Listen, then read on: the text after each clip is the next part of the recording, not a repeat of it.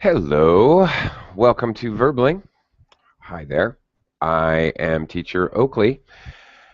Today and the next couple days at this particular time slot, we're going to be looking at TOEFL writing.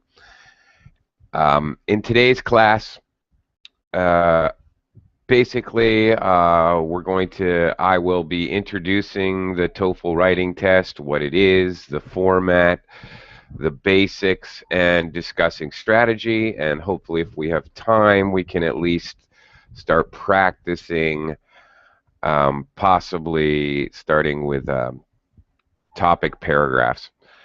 So, in regards to today's class, since it is an introduction, any students who join the class, I encourage you, please ask any questions at all you may have in regards to TOEFL writing or the TOEFL test as a whole. Really, I want to keep it very open as far as any questions whatsoever that you may have. Please use this class to feel free to answer them. Okay. We are looking at the TOEFL test at TOEFL writing. Just an overall, before we get into particulars, an overall, well, maybe it's my opinion, but an overall viewpoint. Look, TOEFL wants what they want. They're not looking for you to be a creative genius. They're not looking for you to speak or write like a college professor. They want specific things, so you need to cater to their needs. It is better to be safe than sorry in the TOEFL test. Do what they want you to do. Don't try to get fancy, dramatic, poetic, or don't bother trying to impress them because it's not going to work. They want what they want. In other words, both the writing and the speaking test have a lot in common. They are looking for you to give a response which is basically can be templated. In other words, you should know exactly, basically the outline or template, what you're going to say in the speaking test, as well as, pardon me, as well as what you're going to write in the writing test. You should have a pretty good idea of exactly how you're going to format, how you're going to organize what you're going to say before you ever take the test. Okay, I'm just going to jump in and start. Excuse me. Starting to get a cold. All right, I'm going to do a little screen share and talk to you a minute about what exactly is the TOEFL speaking test. Okay, there are two questions. Excuse me again. Actually quite simple to the IELTS writing test, as a matter of fact, but a little different because question one is an integrated task, meaning there is reading and listening and writing. Three skills all integrated. So for question number one, you will read a passage on an academic subject. You will listen to a lecture on the same topic.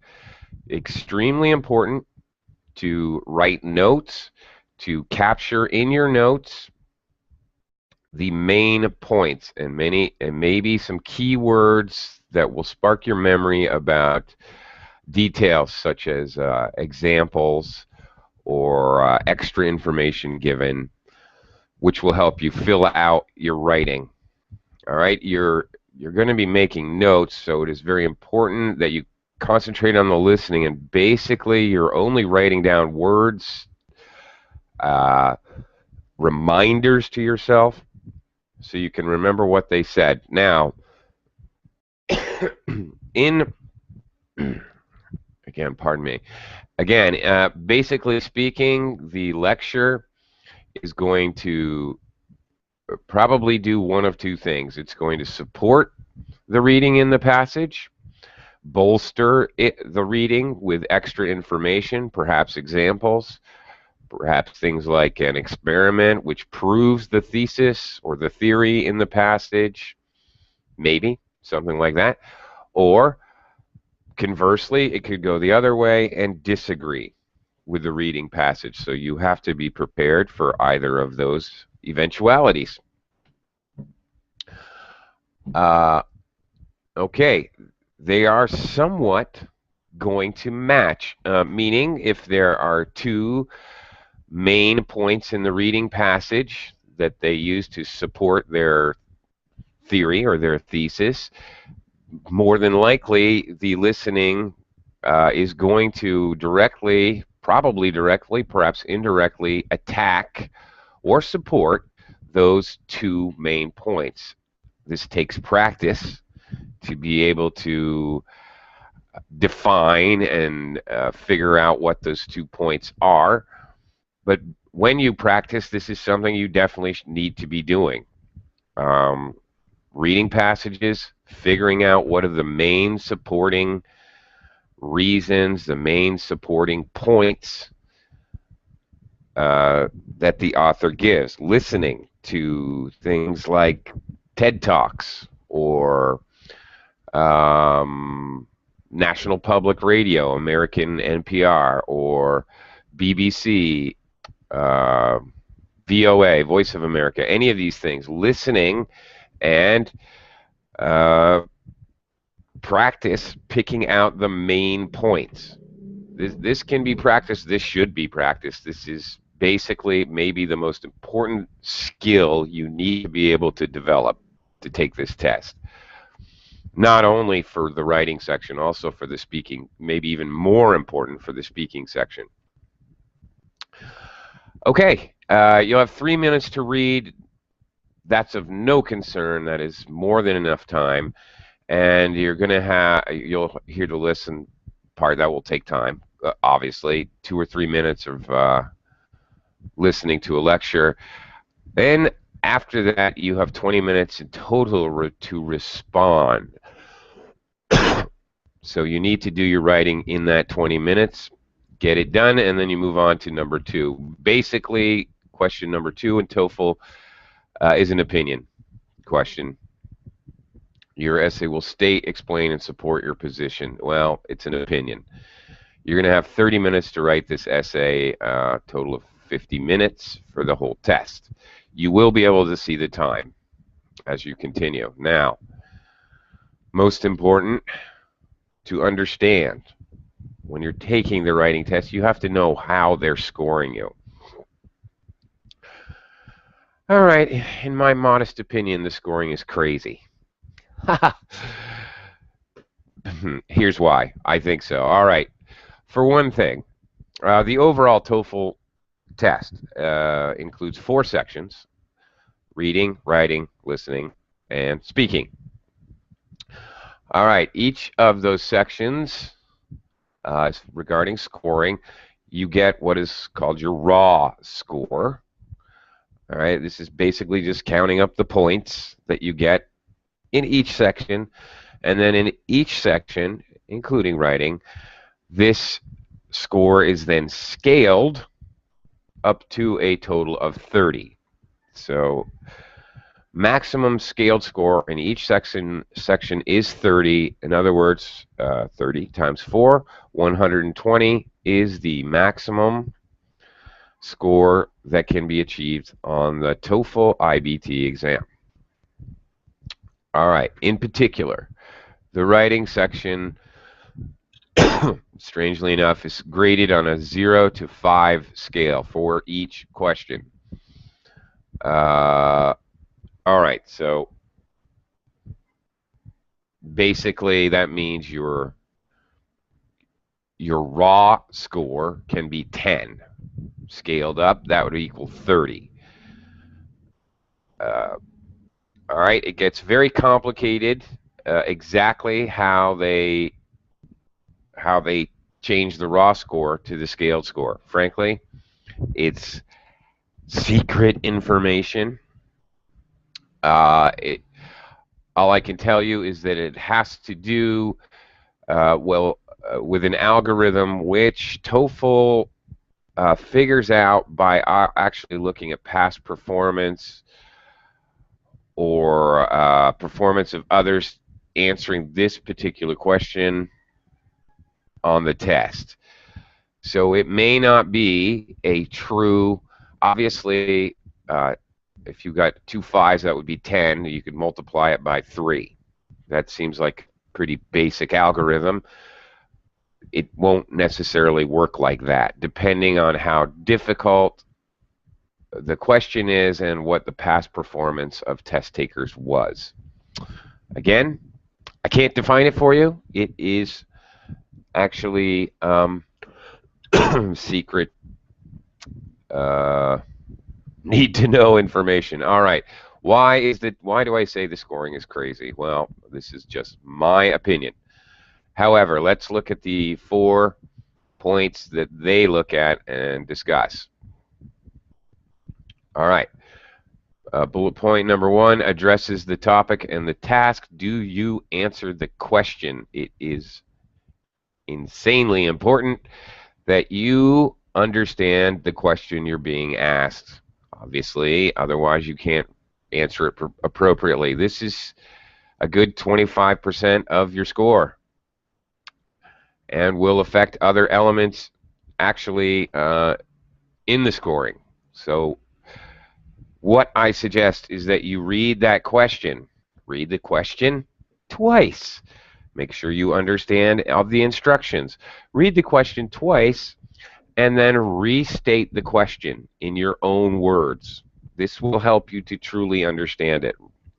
This is a technique that I suggest using in other elements of the test as well, in reading, for example, in speaking, rephrasing the question, simplifying the question, and rephrasing it in your own words will help you be able to attack the question and address it appropriately.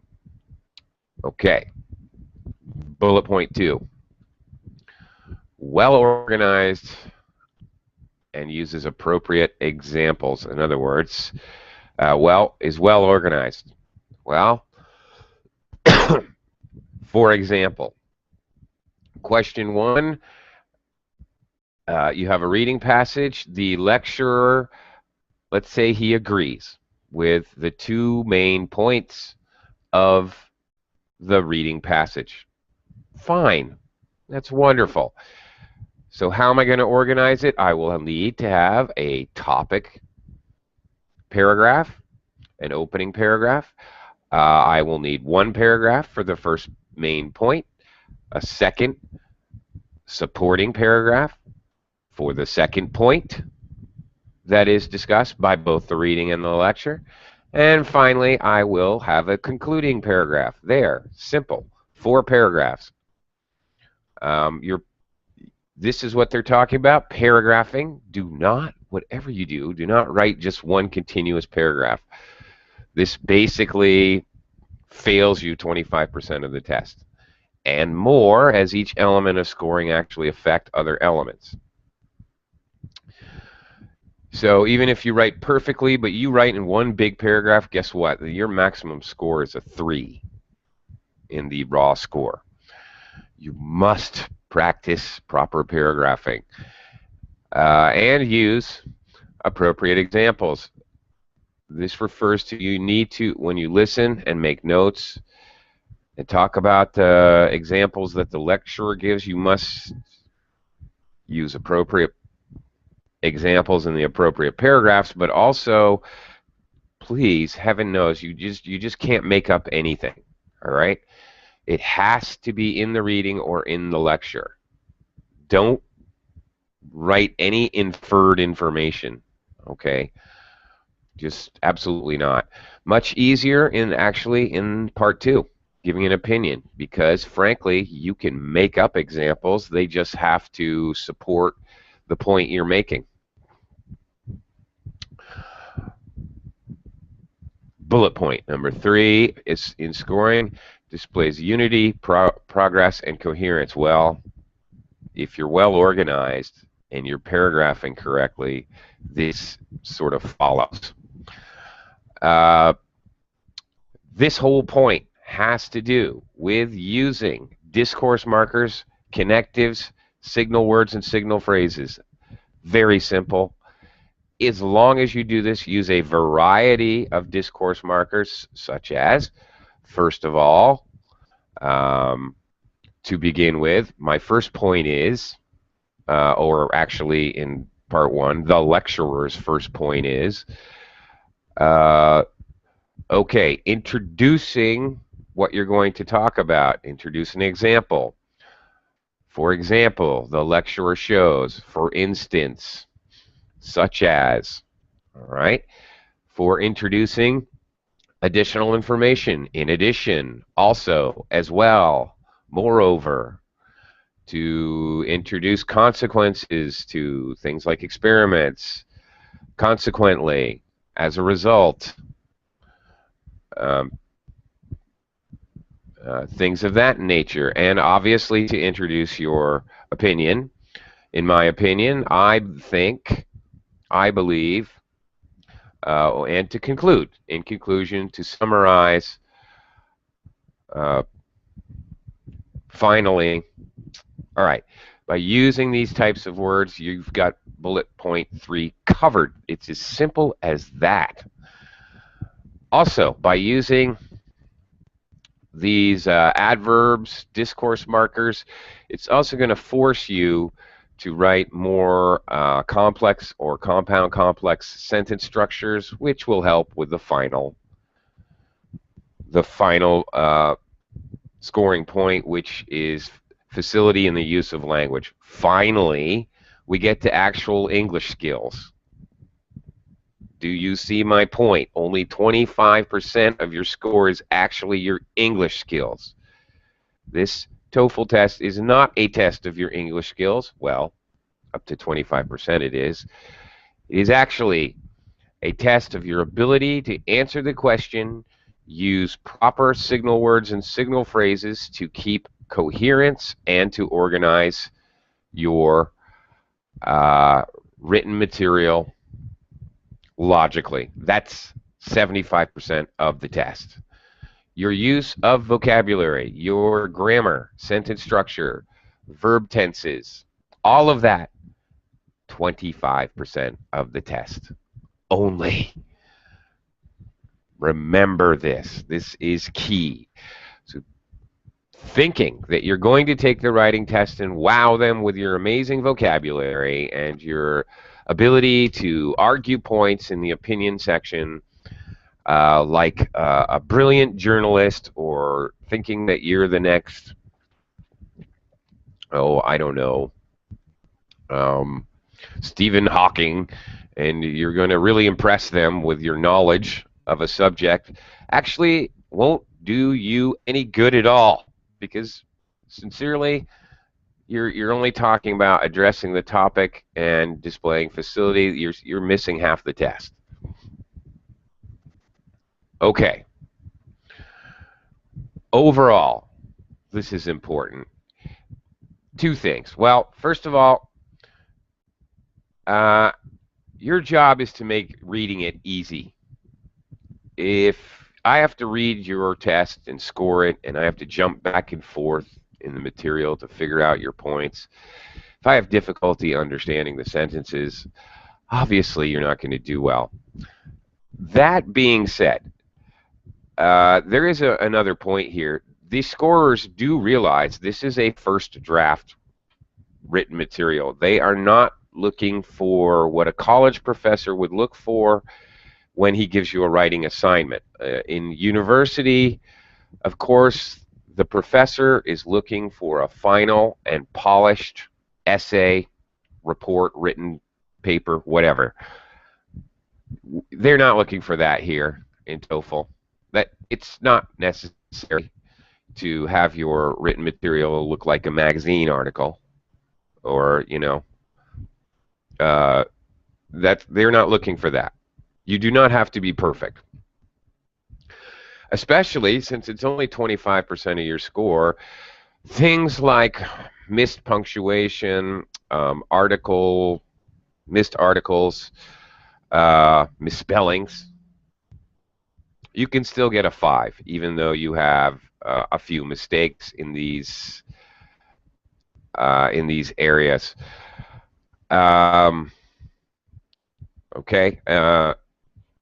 Also in speaking, by the way, you are allowed to make a few simple mistakes and still get a perfect score.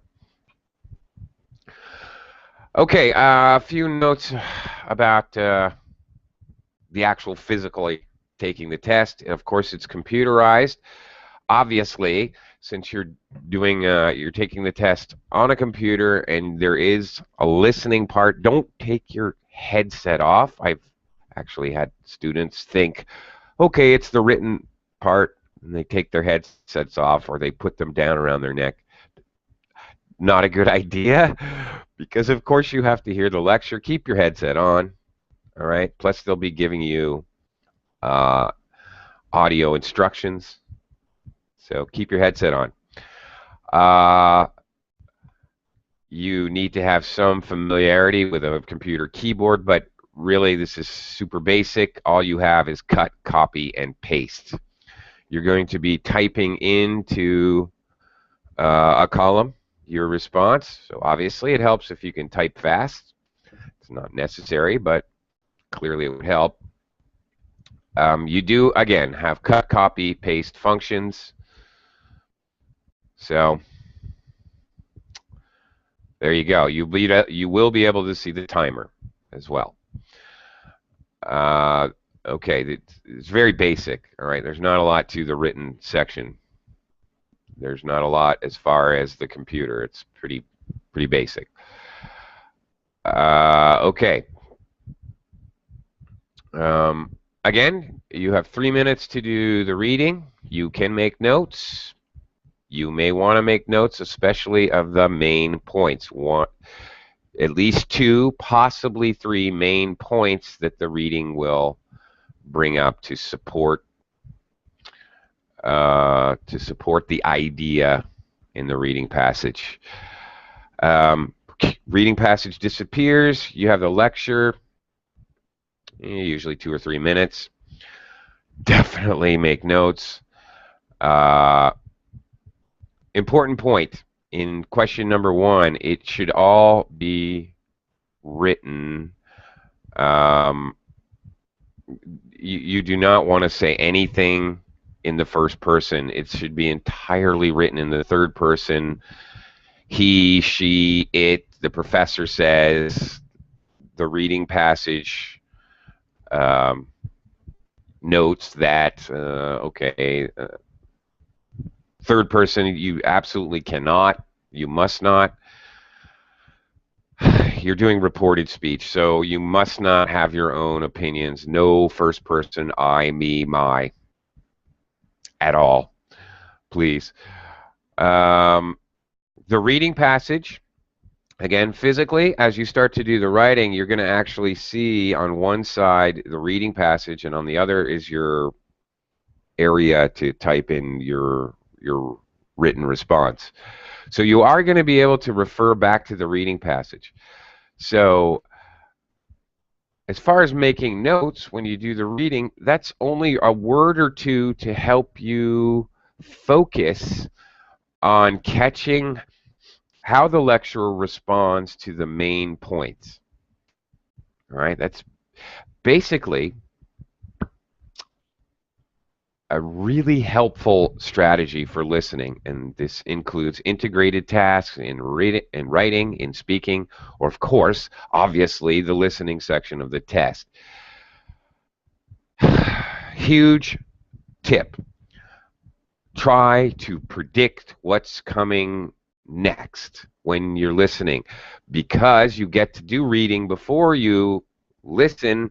Use that information. The same thing happens in the speaking test, by the way. Use that information to help predict, what am I going to hear? What are they going to be talking about? What are the main points they're going to bring up? This is really going to help you. Okay. Very important strategy to use.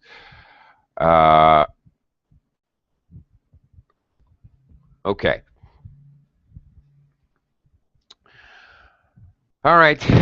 Again, okay, now let's talk a few strategies and important points. Okay. Again, it's the TOEFL test. They really don't care much what you write. It's how you write. Okay. They're looking for structure, organization, and those discourse markers or signal words, signal phrases. It's really as important or more important than actually the words you're using and what your opinion is and what you're saying. Oh, okay. Very important key points. Make sure you understand the question. Rephrase the question in your mind. This will actually help you to start thinking about how you want to answer because you're using words in your own brain. This helps your brain think linearly. Ooh, it's hard to pronounce. In a line, in a linear way to what your response will be. Okay. Point number 2 I haven't brought up. Ooh, big point. Make sure your essay is long enough. All right. During the speaking, dead air, you have a minute to speak. You got to fill up that minute. During for the writing section, you've got to have enough words. How many is enough? Well, for the first TOEFL, an effective response is between 150 to 225 words. Shoot for 200. You've got to have at least a minimum of 150. Better, 200. Just think of it this way. First question, 200 words. Second question, 300 words. Now, as far as words, everything's a word. An article, a book, that's 2 words. Okay, and everything's a word, basically. You probably are not going to have time to actually count your words. Okay? But you can have a good idea by taking a couple sample sentences and saying, okay, here's 7 words. Oh, here's 10 words in this sentence. Let's say 8 words per sentence. Multiply that by, okay, I have 20 lines. That means I probably have about 160 words at least. Okay, I've got at least my minimum. But shoot for 200, really. Okay, it has to be long enough. You will lose points if it's not long enough. In the speaking test, you will lose points if you only speak for 30 seconds or even 45 seconds. Probably not going to get a top score. Okay. And third, of course, I keep bringing up the same points over and over again. Third, of course, is your organization.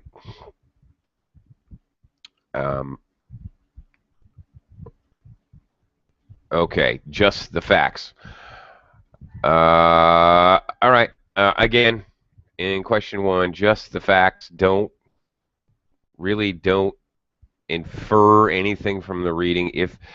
Sometimes it helps in the first question to not know anything about the topic, actually. It can actually be helpful. Of course, if you do know the topic, then you'll be more familiar with vocabulary, granted. So there's pluses and minuses.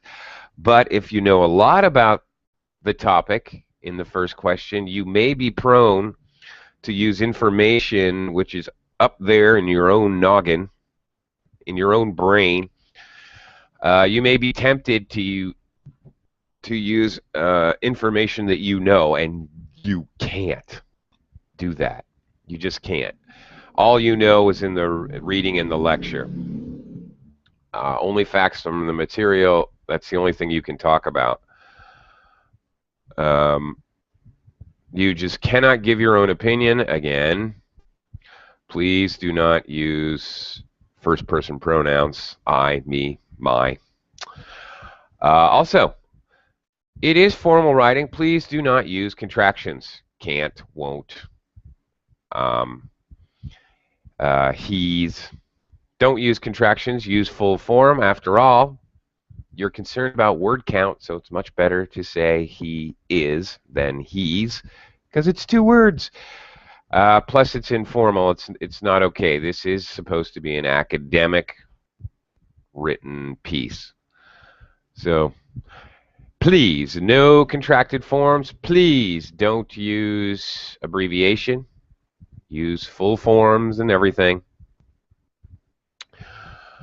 Okay. Whereas task 1, you do not want to use any first-person pronouns. In task 2, of course you do. It's asking for your opinion.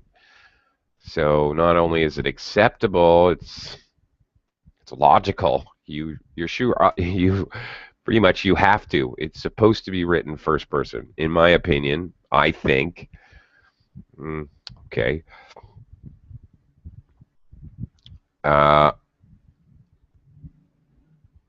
Okay.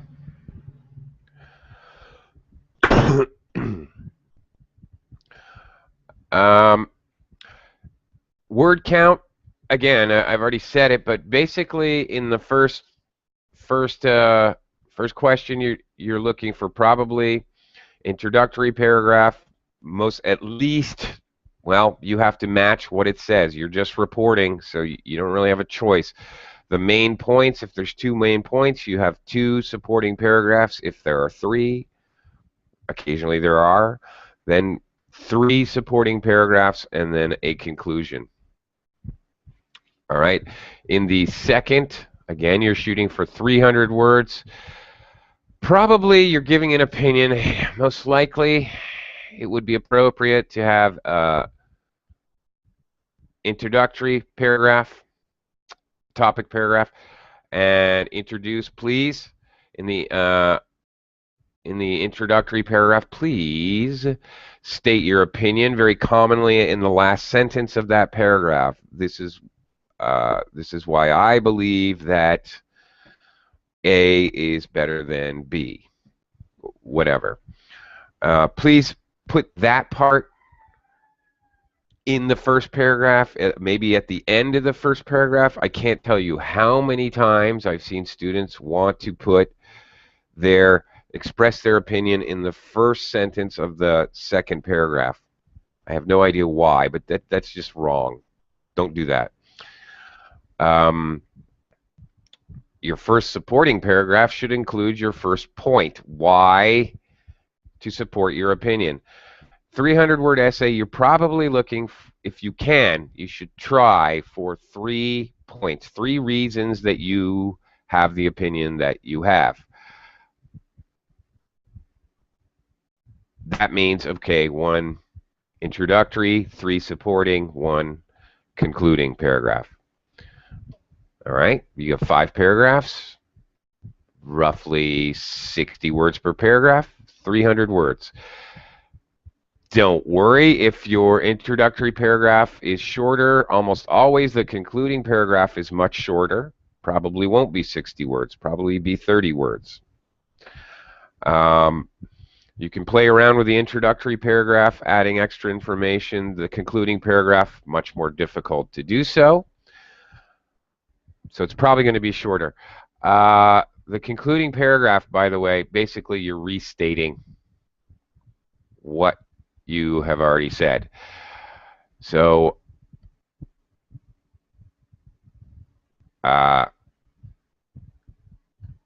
okay.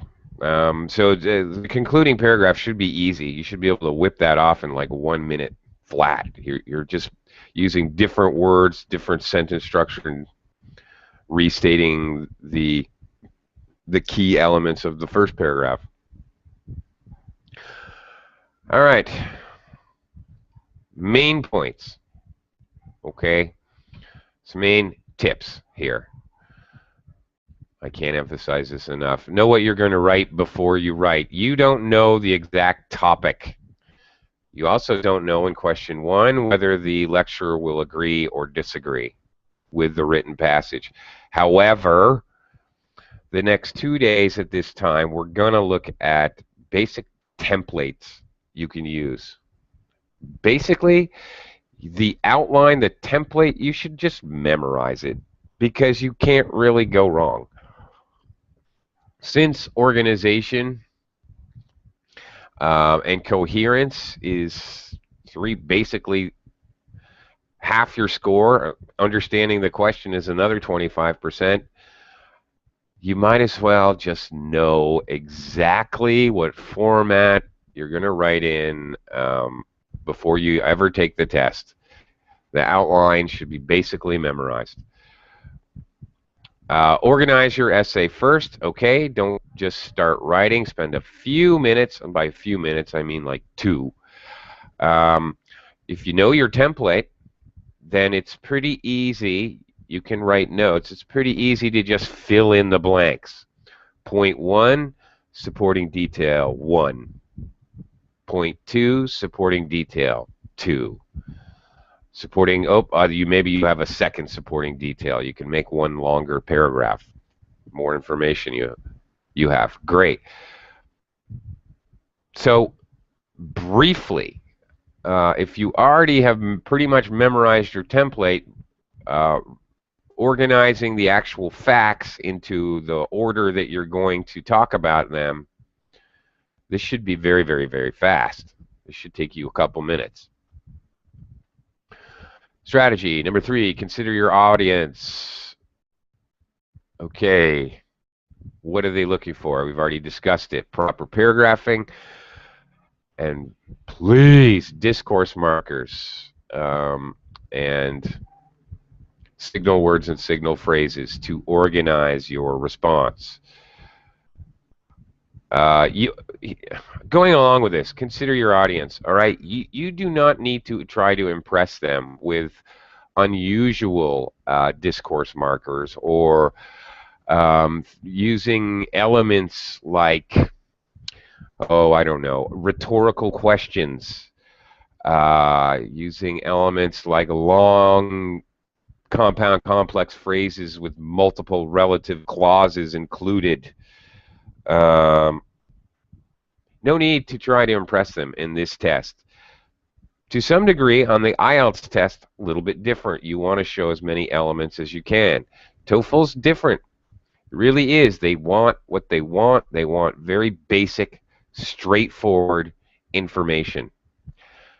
Especially in question 1, no messing around, no inferring things. It's not even allowed. You're just reporting. That's it. You're reporting exactly what was said. Keep it basic. Well organized and basic will get you a top score. They're not really looking to be impressed. Just do what they want you to do. It's like the military, okay? A TOEFL test is like doing something for the military. They want you to put your rifle on your shoulder, take 2 steps and turn around. That's what they want. If you twirl your rifle, take a hop and a step, you think it's going to impress the sergeant? Heck no. You're going to be doing 100 push-ups in 2 seconds. All right? Same thing with TOEFL. They want basic. That's all they're looking for. Use your time wisely. Absolutely. There is actually a button where you can hide the time. Don't do that. I guess it's for people who are extremely paranoid about watching the time countdown. I don't know. Don't do that. You need to be able to use your time wisely. You should know how you're going to use your time before you take the test. All right, you have 20 minutes. You organize your essay for 2 minutes. That leaves you 18 minutes.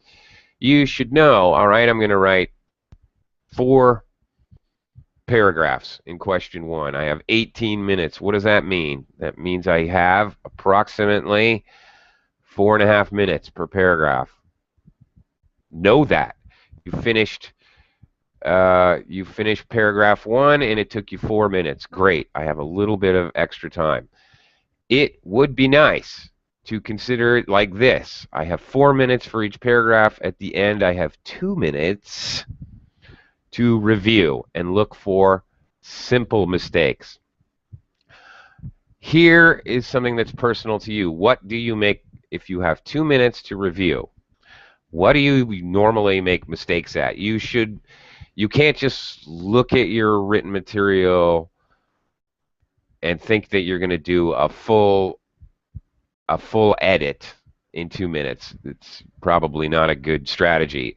Much better strategy to think of what what are common mistakes that I make. I can't tell you this, you know. So do you miss articles? Do you make punctuation mistakes? Do you forget um, I don't know. Do you forget to add commas? Again, punctuation. What elements of writing do you commonly?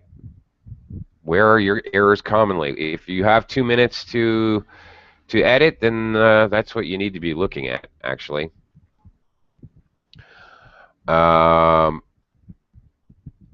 Okay. I'd ask for questions, but nobody has joined me today. Okay. Which is going to make the practice section very difficult today. Yeah, okay. Okay. All right.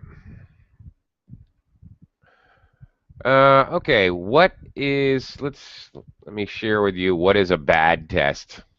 All right, I've kind of been talking about the elements that they need to have. All right, what is a good test? What is a bad test? Actually, excuse me. An essay receiving a score of 5 effectively addresses the topic and the task, of course. Well organized and well developed, with appropriate explanations, exemplifications, and or details. Okay. Details is key here. This would be included in your note taking. Displays unity, progression, and coherence. Unity within a paragraph. So all information about point 1 is in supporting paragraph 1. Don't put extra information about point 1 later in point 2. Unless there is an opposing point and you want to say something like, okay, although point 1 says blah, blah, blah, point 2, on the other hand, tells us that blah, blah, blah. If you want to refer to it in a contrast, then that's okay, actually. All right, finally, displays consistent facility. It works easily in the use of language and demonstrating syntactic variety. Okay. Appropriate word choice, so the vocabulary matches syntactic variety, different kinds of sentences. Oh, this is important. Do not think you're going to impress anyone by writing, by using all complex or compound complex sentences. Please mix in simple sentences. Simple sentence, compound sentence. Simple sentence, compound complex sentence. Simple sentence, another simple sentence. Compound sentence. Mix. Variety is better. That's why it says variety here. Variety is better than trying to wow them with big, long sentences. It's not going to work. Actually, you will lose points. Okay. Idiomaticness. Okay. A word of warning. If you thoroughly understand an idiom or a phrasal verb or a colloquial set expression, feel free to use it. It will gain you points. It's a very good thing. If you are not 100% sure of using any kind of idiomatic expression or phrasal verb, then don't. Just don't use it. Explain it in regular day-to-day words. Okay. All right. Although it may have a minor errors, it's okay. On the other hand, what are bad scores in TOEFL writing? Okay. Serious disorganization or underdevelopment. Okay. Writing in one paragraph. Um, Speaking only with general information. Okay, that's really the next one. Little or no detail. This is very, very bad. Uh, Irrelevant specifics information that was not included. For example, in number one, information that is not included in the reading or the lecture, or in question two, uh, going off on a tangent. All right, you, instead of giving your opinion and sticking with reasons for your opinion, you have some kind of side information that's not specifically about the question. This is bad. Don't be tempted to do that. Don't go there. Questionable responsiveness to the task. You're not answering the question they're asking. Again, read the question, simplify the question in your brain, and rephrase the question to make sure you get it. Serious or frequent errors, the same error over and over in sentence structure or usage, okay, or vocabulary, uh, or really mangled sentences which actually make no sense. This is obviously going to cost you. Okay, an essay, there's only one way to get a zero. Well, a couple ways. A score zero is almost impossible. All you have to do is write English words. If you leave it blank, if you write in a foreign language, if you just copy paste what was in the prompt or in the question, or random keystrokes that don't form words, you get a zero. All right? It's not too hard to get at least a one. Just write some English words. Okay. Okay. Let's look at some basics here. Uh, Again, I do want to point out that writing and speaking guidelines basically are the same. You're doing the same thing. You're giving the basic topic sentence. Of course, speaking is much faster, obviously. You're giving a topic sentence, explaining the problem, um, pointing out the 2 points, and if you have time, you're concluding. And definitely you need to be concluding in the written part. All right, part one, expressing your purpose. I had hoped to practice this with some students. Okay.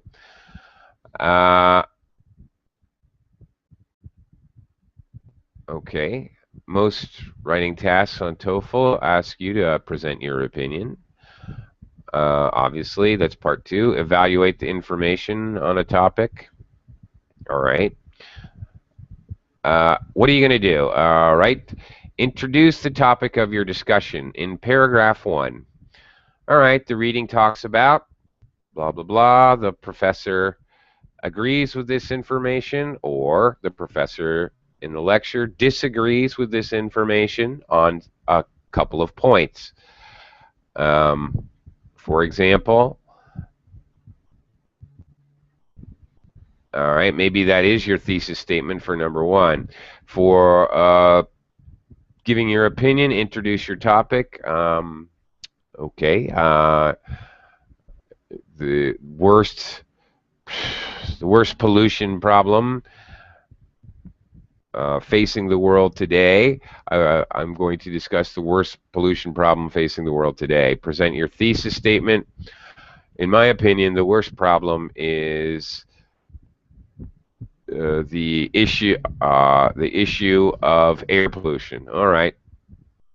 So give the topic. Then again, probably the last sentence of your first paragraph, you're going to actually give your opinion. All right. Here's a typical topic for part two. Parents should select their children's friends carefully to make sure those friends reflect proper values. Okay, and the instructions would say, please write about how much do you agree or disagree with this subject. An extremely important point that I have so far forgotten to bring up. It is possible on the part 2 questions to take a middle of the road approach. It is possible. It is not recommended. Again, much better to keep it simple. Just take one side of the argument or the other. This makes it more simple for you. Again, the way the TOEFL is scored, how easy is it for them to understand what you're writing? Again, just keeping it very simple. It is a much better idea on the TOEFL test to pick one side of the argument or the other instead of trying to bridge the argument and give points plus pros and cons, pluses and minuses for both sides of the argument. On one hand, it's good. On the other hand, it's bad. Don't do that. So, for example, in this question, parents should select their children's friends carefully to make sure those friends reflect proper values. Either say yes, they should, or no, they shouldn't. Trust me, it's going to be much easier. It's not going to impress them. On one hand, in the IELTS test, this may be an effective strategy to go gray. Instead of black or white, go in the middle. Use contrasting points. It will actually force you to use more vocabulary and more complex grammatical structure. But on the other hand, that's the IELTS test where they actually care about your vocabulary and your grammatical structure. Remember, this is TOEFL. They don't care, so you're not going to impress them by using a contrasting information style. It just won't work. It's pointless. It makes it more complicated for you, more difficult, and probably creates more problem areas in the scoring than it does. Creates more minuses than it does positives. It's not worth it. Okay, pick a side. In other words, all right, know which side you're taking. Okay, state your opinion. Very simple. I do not believe that parents should select their children's friends. Well, that's easy enough. As on the speaking section, same thing. It is best to be clear and direct. Don't try to be too fancy. Don't try to insinuate. Don't use idioms or expressions to try to subtly make your point. There's no subtlety here. Just be extremely direct.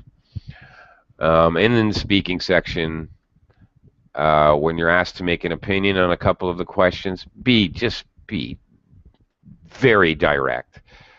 All right. Here we go. Here are some phrases that you may want to use.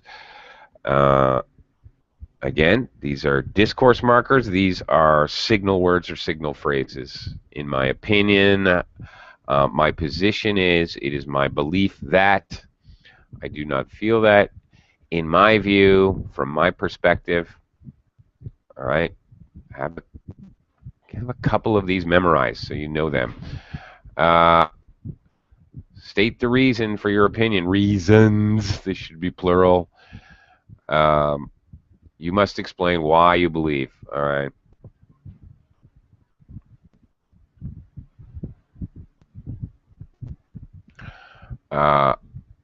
Okay, you may wish to start stating your reasons in paragraph 2. Probably a much better idea and much clearer. All right, simple phrases to start perhaps your second paragraph talking about your points. I believe this because, I feel this way because. All right, it is possible in paragraph 1 to give a very brief general reason why you believe what you believe. In fact, that's a good strategy, using maybe some of these phrases. All right, this would be in paragraph 1. These are general reasons.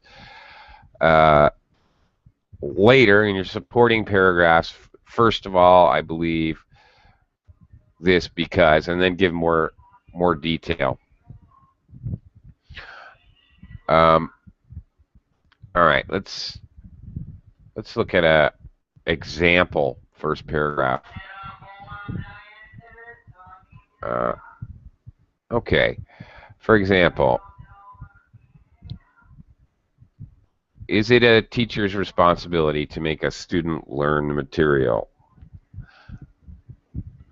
Okay, I believe that it is a teacher's responsibility to make a student learn the material. Many students are of a young age and do not realize the value of education. Therefore, it is up to the teacher to help them learn the lessons and realize the value of the material. Okay, all right.